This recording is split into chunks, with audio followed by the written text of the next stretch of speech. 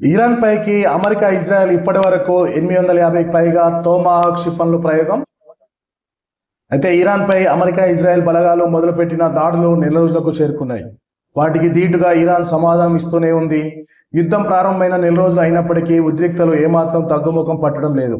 పైగా రోజు రోజుకు యుద్ధం మరింత తీవ్రతరం అవుతుంది. ఈ క్రమంలోనే పెంటగాన్ అధికారులు కీలక ప్రకటన చేశారు. అంతేకాదు ఆందోళన కూడా వ్యక్తం చేశారు.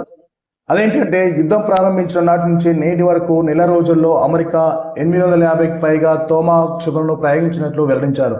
అయితే ఒక యుద్ధం కోసం ఇంత భారీ ఎత్తున క్షిపణులను వినియోగించడంపై కొంతమంది పెంటగాన్ అధికారులు ఆందోళన వ్యక్తం చేశారు. అదే సమయంలో మరిన్ని తోమాహాక్ క్షిపణులను ఎలా అందుబాటులోకి తీసుకురావాలన్న దానిపై ఇప్పుడు అంతర్గతంగా చర్చలు జరుగుతున్నట్లు సంబంధిత వర్గాలు వెల్లడిస్తున్నాయి. ఇదే సమయంలో ఇరాన్పై మరిన్ని దాడులు చేయడానికి సిద్ధమైనట్లు, దాడులను మరింత విస్తరిస్తామని ఇజ్రాయెల్ రక్షణ మంత్రి ఇజ్రాయెల్ కట్జ్ వెల్లడించారు. కాగా పౌర ప్రాంతాలపై క్షిపణి దాడులను ఆపాలని తనతో పాటు ప్రధాని నెతన్యాహు టెహ్రాన్ను హెచ్చరించినప్పటికీ పద్ధతి మార్చుకోవడం లేదని ఆయన ఒక ప్రకటన వెల్లడించారు. పదే పదే హెచ్చరించినప్పటికీ ఇరాన్ తన దాడులు కొనసాగిస్తుంది. ఇదిలాగే కొనసాగితే ఆ దేశంపై దాడులను మరింత తీవ్రతరం చేస్తాం, మరిన్ని ప్రాంతాలను లక్ష్యంగా చేసుకుంటాం. ఈ యుద్ధం నేరానికి వారు భారీ మూల్యం చెల్లించుకోవాల్సి ఉంటుందని కట్జ్ తీవ్రంగా హెచ్చరించారు.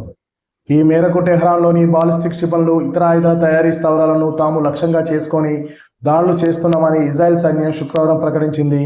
పశ్చిమ ఇరాన్లోని క్షిపణి ప్రయోగ నిల్వ కేంద్రాలపై పెద్ద ఎత్తున దాడులు చేసినట్లు వివరించింది. మరోవైపు అమెరికాకు సహకరిస్తున్నారనే కారణంతో బహ్రెయిన్, ఖత్తర్, యుఏఈ తదితర గల్ఫ్ దేశాలపై ఇరాన్ తన దాడులను కొనసాగించింది. చైనా బెల్ట్ అండ్ రోడ్ ఇన్నోవేషన్లో భాగంగా తమ దేశం నిర్మాణంలో ఉన్న ముబారక్ అల్ కబీర్ పోర్టుపై దాడి జరిగిందని కువైట్ ఆరోపించింది.